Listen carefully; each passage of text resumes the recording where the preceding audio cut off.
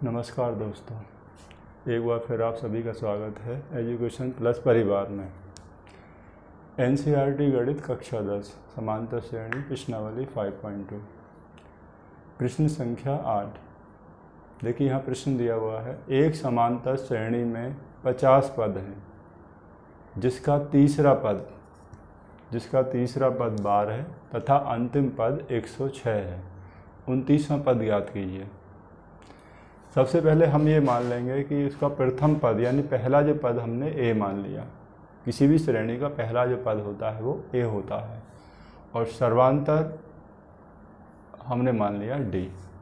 अब देखिए जैसे इसमें लिखा समांतर श्रेणी में 50 पद हैं, यानी कि यहाँ हो गया पदों की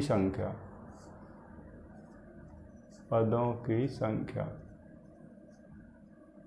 जिसको हम बोलते हैं एन, वो बराबर होगी हमारे पास 50। ठीक है।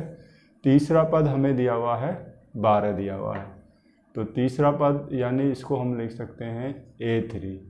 तीसरा पद ये हमें दिया हुआ है 12 दिया है, तो तीसरे पद को हम लिख सकते हैं A+2D। इसका ये सूत्र होता है तीसरे पद के लिए A+2D बराबर 12, क्योंकि जितना भी हम अगर कोई सा पद निकाल रहे हैं उससे एक कम कर देते हैं। जैसे कि मैंने पहले बताया सूत्र होता है कि an यानी nवां पद निकाल रहे हैं तो A+n-1 × d, ये इसका सूत्र होता है। अब देखिए यहाँ n हम तीसरा निकाल रहे हैं तो 3 में से 1 कम कर देंगे 2 आ जाएगा, तो इसी तरीका तीसरा है तो 3 - 1 2d 12 हो गया। या हम इसको ऐसे लिख सकते हैं a बराबर 2d को हम इधर ले जाएंगे, 12 माइनस, ये प्लस का है, पक्षांतर करने पर माइनस हो जाएगा, तो a बराबर 12 - 2d। इसको हम एक समीकरण 1 का नाम दे देते हैं। ठीक है, यहाँ 1 की हमने प्राप्त कर ली वैल्यू। अब इसके बाद हमें दिया है, देखिए यहाँ पर अंतिम पद, यानी कि हमें दिया हुआ है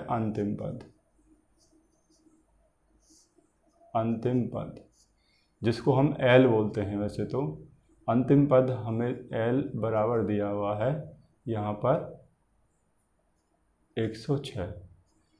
अब आप जैसे देखें श्रेणी में 50 पद हैं, पदों की संख्या 50 है, तो अंतिम यानी 50वां पद हो गया, तो इसका मतलब ये हो गया कि ये 50वां पद ही हो गया, ये बराबर हो गया 106, 50वां पद हो गया। ठीक है। अब 50वें पद के लिए आप सूत्र लिख सकते हैं A+49D। जैसे कि अभी मैंने बताया 1 कम लिखते हैं, 50 में आए तो 49D बराबर 106 हो गया।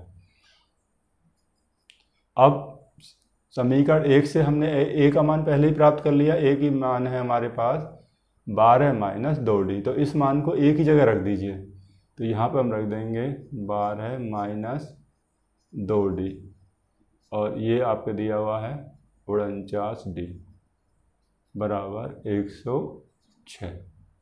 ठीक है। अब बार है 49, यहाँ पर प्लस वाली संख्या है और यहाँ पर ये माइनस वाली है, तो 49 में से हम 2 को माइनस कर लेंगे तो हमारे पास बचेगा प्लस का 47, यानी कि 47D बराबर 106।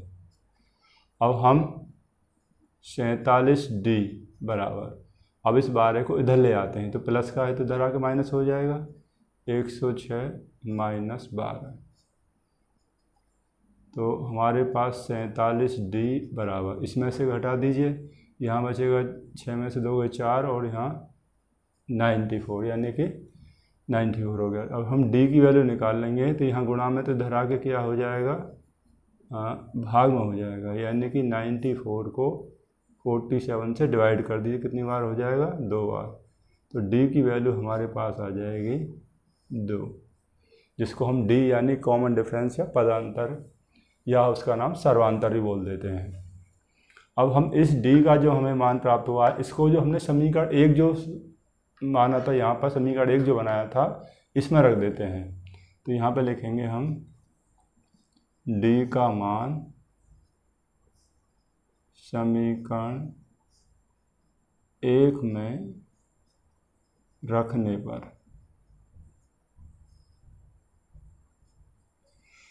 समीकरण 1 आप नोट कर लिए। समीकरण 1 है आपके पास a बराबर 12 माइनस 2d, तो 12 माइनस 2 और d का मान हमारे पास है 2, तो ये हो जाएगा 12 माइनस 2 गुणा 2 4 हो गया। तो 12 में से 4 घटा दीजिए 8, यानी कि हमारे पास a का मान हो गया 8 प्राप्त हो गया। अब हमारे पास d की वैल्यू हो गई और a का मान प्राप्त हो गया। अब हमें कौन सा पद निकालना है? 29वां पद निकालना है। तो आप 29वां पद निकाल लीजिए।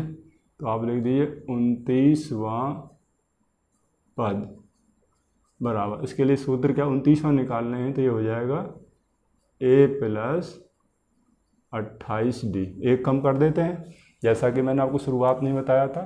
29वां आप निकालने हैं तो आप एक कम कर देंगे। अब a की वैल्यू अभी हमने निकाली है, 8 है अभी हमारे पास, प्लस 28 गुणा d का मान हमारे पास है 2, तो हमने 2 रख दिया। 8 प्लस 28 को 2 से गुणा कर दीजिए, यानी कि 56 हो गया। दोनों प्लस हैं तो इसमें जोड़ दीजिए, ये हो गया आपका 64। तो ये हमारे 29वां पद हो गया 64। यही आपका आंसर हो गया। एक बार फिर से देख लीजिए, आप वीडियो को रोक कर भी इसको नोट कर सकते हैं। ये पहला भाग हो गया और ये आपका दूसरा भाग हो गया। 29वां पद यहाँ हो गया। आशा करता हूँ कि ये क्वेश्चन आपको समझ में आ गया होगा। Thank you for watching.